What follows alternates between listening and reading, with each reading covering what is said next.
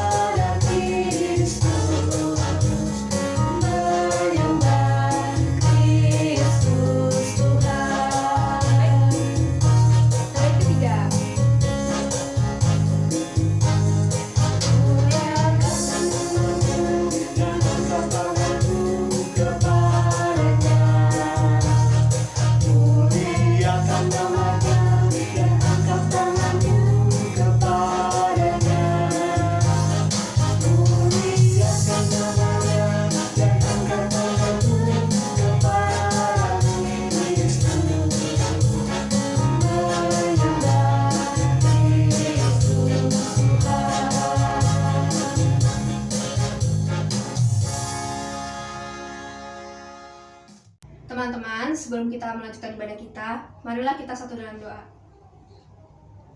Allah yang Maha Kasih, pada saat ini anak-anakmu datang menghadap kehadirat-Mu dengan penuh rasa syukur. Kami rindu untuk bersekutu, memuji nama-Mu, dan mendengar sabda-Mu. Sertailah ibadah kami ya Allah. Meskipun dilakukan secara daring, tetapi hati kami mau tetap bersukacita dalam rangkulan cinta kasih-Mu. Di dalam nama Tuhan Yesus kami berdoa, amin. Teman-teman, tema pada ibadah minggu ini adalah Jazwar. Sebelum kita mendengarkan firman Tuhan, marilah kita menyanyikan Yesus menginginkan daku.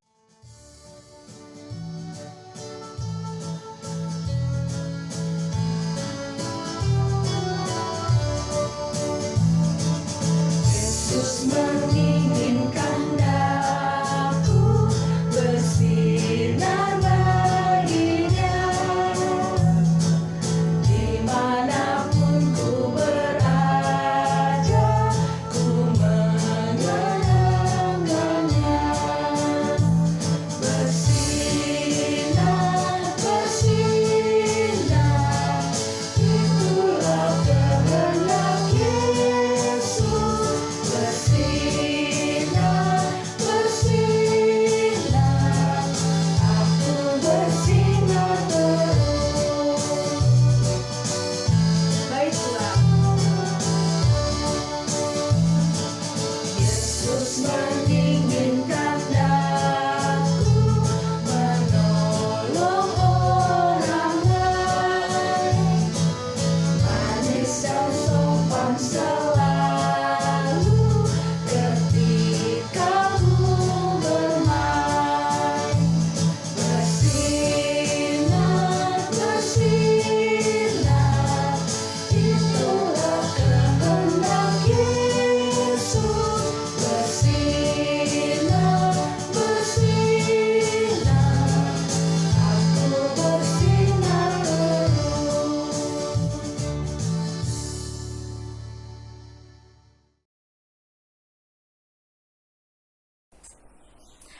Shalom teman-teman remaja, hari ini kalian akan membantu kamu dalam menyampaikan kebenaran firman Tuhan. Tapi sebelum mulai, kita berdoa dulu ya. Mari kita satu dalam doa. Bapa surga, kami mengucap syukur Tuhan, terima kasih untuk kebaikan dan pemeliharaan Tuhan atas hidup kami.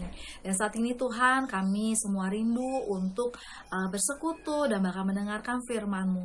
Untuk itu Tuhan, kiranya tutup bungkus hamba-Mu secara pribadi, berikan hikmat dan kemampuan di dalam menyampaikan kebenaran firman-Mu, dan juga kiranya berkati teman-teman remaja untuk bisa memahami firman-Mu, dan tentunya kami semua dimampukan untuk bisa melakukan firman-Mu dalam kehidupan kami. Terima kasih Tuhan Yesus, kami mau serahkan Bapa doa ini hanya ke dalam tangan-Mu. Haleluya, amin. Oke, teman-teman remaja, hari ini kita siapkan Alkitabnya dari Yeremia pasal 22 ayat 1 sampai 3. Oke. Ya, Yeremia pasal 22 ayat 1 sampai 3 saya akan coba bacakan. Beginilah firman Tuhan. Pergilah ke istana Raja Yehuda dan sampaikanlah di sana firman ini. Katakanlah, dengarlah firman Tuhan, hai Raja Yehuda yang duduk di atas tata Daud. Engkau, pegawai-pegawaimu dan rakyatmu yang masuk melalui pintu-pintu gerbang ini. Beginilah firman Tuhan, lakukanlah keadilan dan kebenaran, lepaskanlah dari tangan pemerasnya orang-orang yang dirampas haknya. Janganlah engkau menindas dan janganlah engkau memperlakukan orang asing, yatim dan janda dengan keras. Dan janganlah engkau menumpahkan darah orang yang tak bersalah di tempat ini. Oke. Nah, teman-teman remaja, tema hari ini yang diberikan adalah just war, ya, just war atau perang yang adil, gitu ya. Perang kok bisa adil, gitu ya. Oke, ya. Apa sih yang di pikiran kalian gitu ya kalau mendengar kata perang? Tentunya gitu ya, kalau kita mendengar kata perang maka yang terlintas di pikiran kita tentunya itu tentang pertempuran gitu ya, atau permusuhan lah, itu yang terjadi teman-teman gitu ya. Kenapa sampai bisa terjadi perang gitu ya. Kalau kita ingat gitu ya, zaman dulu gitu ya, sejarah mengatakan bahwa bangsa Indonesia berperang melawan penjajah gitu ya. Nah, semua karena jasa-jasa para pahlawan sehingga kita semua bisa merdeka gitu ya. Nah, kenapa waktu itu sampai para pahlawan kita berperang? Ya, karena mereka melihat adanya ketidakadilan yang didapat bangsa Indonesia gitu ya, dari bangsa asing gitu. Yang kita tahu kalau dalam sejarah kan dibilang bahwa bangsa Indonesia tuh dijajah gitu ya. Dijajah kan artinya disuruh bekerja, tetapi upah yang didapat itu tidak sesuai dengan apa yang sudah dilakukan gitu. Nah, ini namanya ketidakadilan gitu. Ya, makanya kenapa pada akhirnya tentunya hal ini membawa penderitaan bagi bangsa kita ya, teman-teman remaja. Nah, makanya kenapa sampai terjadi perang gitu ya waktu zaman dulu gitu ya, sehingga sekarang kita bisa menikmati kemerdekaan itu. Nah, ini juga yang terjadi teman-teman remaja ya, dari pembacaan kita dari Yeremia pasal 22 ini, di mana Tuhan mengutus Yeremia untuk menyampaikan kepada Raja Yehuda, yaitu raja yang bernama Zedekia gitu ya. Yehuda ini juga merupakan bagian dari bangsa Israel ya. Nah, yang terjadi adalah Tuhan Allah gitu ya meminta Yeremia untuk menyampaikan kepada Raja Zedekia ini supaya baik dia gitu sebagai seorang raja maupun semua yang ada gitu ya di bangsa ini gitu ya, semuanya bisa memperlakukan gitu ya, baik itu bangsanya sendiri ataupun orang asing yang mungkin datang gitu ya. Tadi seperti firman Tuhan berkata, kemudian juga sama janda segala macam itu harus diperlakukan adil gitu ya. Terus kemudian jangan sampai gitu ya, sampai ada tindakan penindasan yang dilakukan gitu, karena konsekuensi akan dapat dari bangsa Yehuda ini gitu ya. Tentunya adalah Tuhan sudah memperingatkan kalau sampai tidak dilakukan gitu ya pesan dari Tuhan ini, maka yang terjadi tentunya bangsa Yehuda atau bangsa Israel ini tentunya juga akan mendapatkan penindasan dari bangsa yang lain. Nah, teman-teman remaja, memang jadi pertanyaan saat ini sebenarnya perang itu gitu ya, apakah bisa dilakukan di dalam dunia Kristen gitu ya. Terus kemudian sebagai remaja Kristen, perang seperti apa sih gitu ya yang terjadi dalam kehidupan remaja gitu. Nah, untuk menjawab sebenarnya perang itu diperbolehkan atau tidak, ya kembali lagi teman-teman remaja, tujuan dari perang itu sendiri gitu ya. Tujuan dari perang sebenarnya kan pada dasarnya adalah melindungi orang yang tidak berdaya.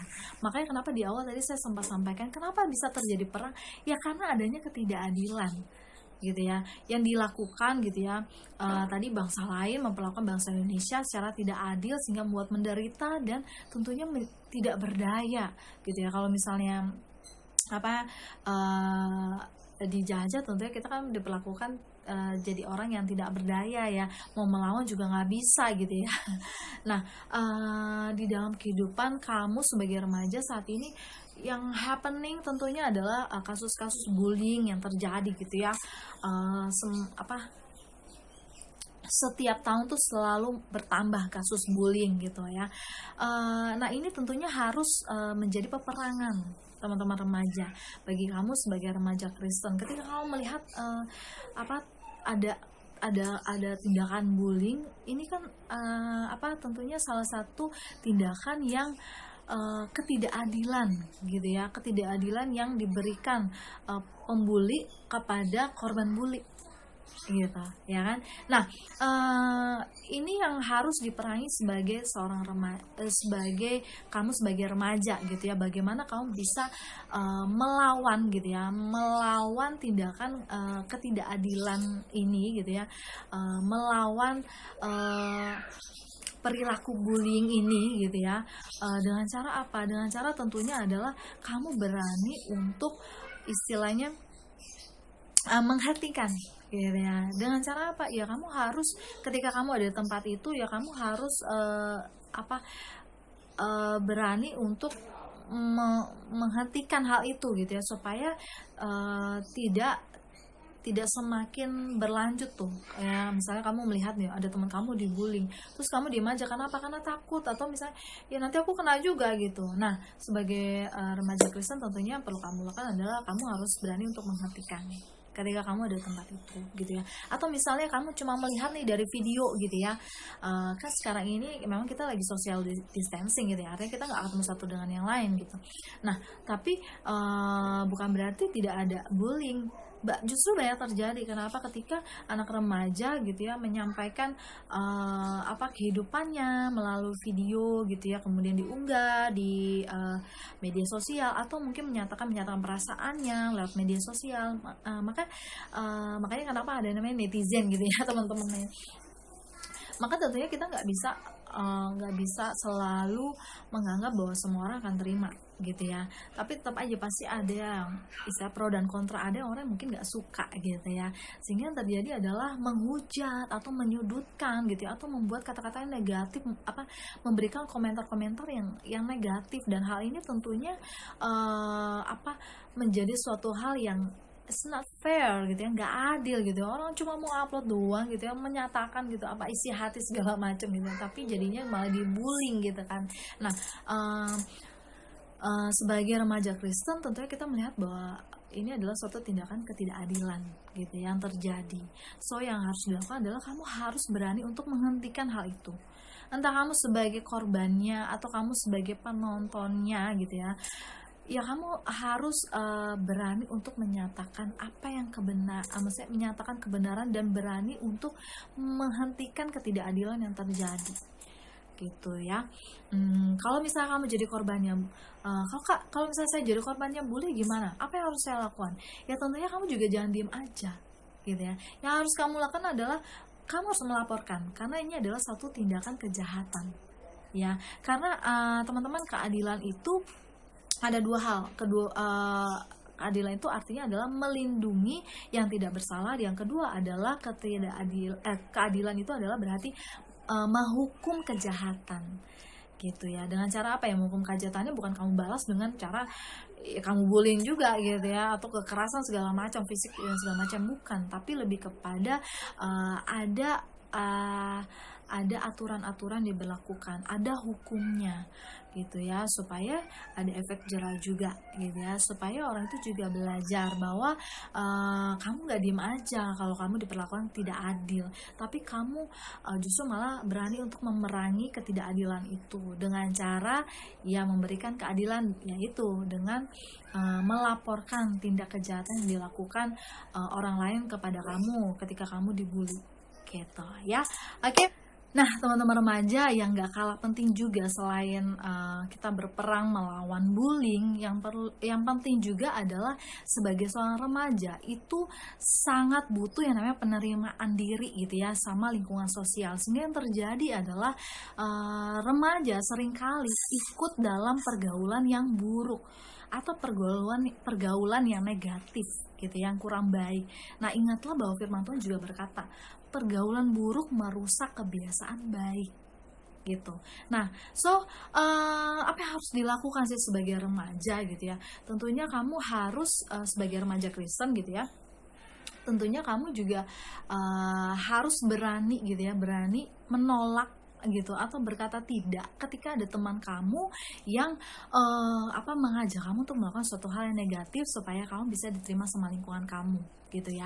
Dan kamu pun juga perlu pengendalian diri kamu untuk bisa tidak ikut-ikutan ketika kamu tahu bahwa hal itu tuh nggak baik gitu ya. So sebagai remaja Kristen gitu ya, hal ini salah satu yang perlu diperangi gitu ya, teman-teman gitu.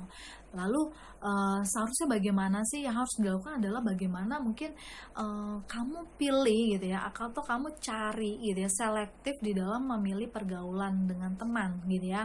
Misalnya kamu cari komunitas yang justru malah berdampak positif, yang membangun diri kamu menjadi pribadi yang lebih baik lagi gitu ya. Contohnya banyak ya yang bisa dilakukan di masa pandemi ini.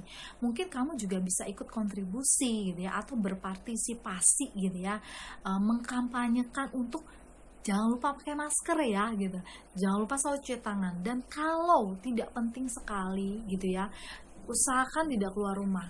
Dan ingat, yang penting juga adalah usahakan kamu tidak nongkrong gitu ya, berkerumun gitu, karena yang terjadi banyak anak remaja ya, karena merasa dirinya adalah sehat gitu ya, dan punya imun yang lebih baik dibanding anak kecil atau misalnya orang yang lebih dewasa lagi gitu ya, sehingga merasa bahwa kayaknya nggak apa-apa nih gitu ya, sehingga pergi keluar terus nongkrong gitu ya, entah ngopi atau apapun. Nah, ini yang perlu menjadi catatan juga, yang perlu jadi peperangan gitu ya, teman-teman remaja gitu ya. Bagaimana kamu justru malah bisa menjadi remaja Kristen yang berdampak positif gitu ya. Berperangnya adalah dengan cara mengkampanyekan itu untuk selalu menggunakan masker, mencuci tangan gitu ya.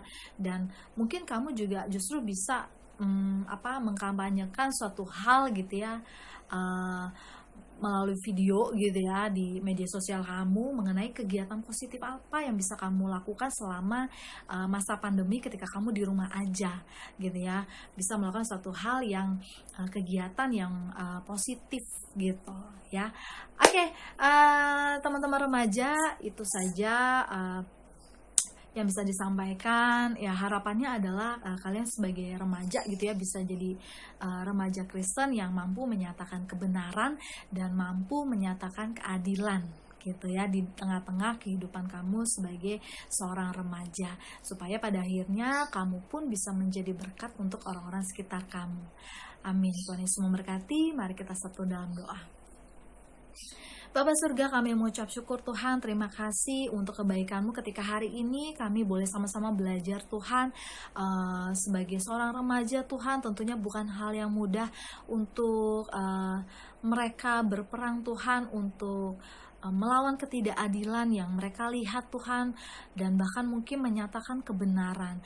Kiranya Tuhan sendiri yang menolong anak-anak-Mu di dalam menjalankan kehidupan mereka. Untuk mereka sebagai remaja pun mereka tetap bisa Tuhan, tetap mampu menyatakan kebenaran, tetap mampu untuk memberlakukan hal yang adil Tuhan ketika mereka melihat ketidakadilan di tengah-tengah kehidupan mereka.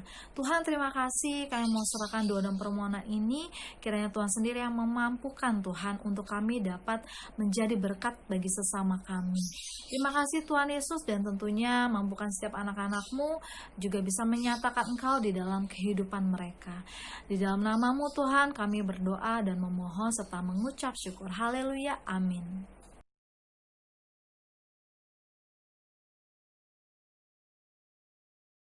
Teman-teman, saatnya persembahan. Persembahan dapat diberikan ke kantor gereja atau dititipkan melalui orang tua. Sekarang sebelum mengakhiri ibadah, marilah kita menyanyikan lagu Sekalipun Diriku Dapat Berkata-kata.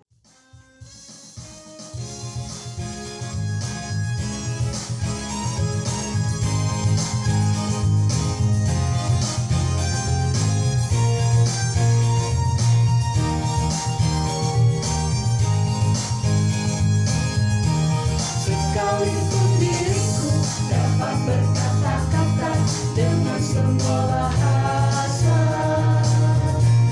bahasa manusia dan bahasa malaikat ataupun yang lainnya. Tapi jika aku tak mempunyai kasih, karena seluruh dunia menggema rencananya yang merinci.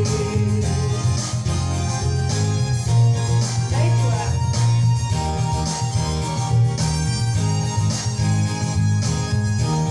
Sekalipun diriku memiliki karunia bernubuat, sekalipun diriku punya iman sempurna untuk pindahkan gunung, tapi jika aku tak mempunyai kasih, tiada berguna lagi diriku, tiada berguna diriku.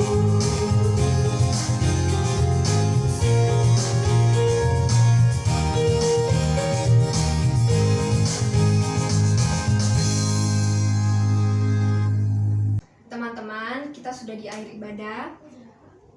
Jaga terus kesehatan. Jika pergi, jangan lupa menggunakan masker. Tetap semangat ya teman-teman. Sampai jumpa lagi. Tuhan Yesus memberkati. Dadah.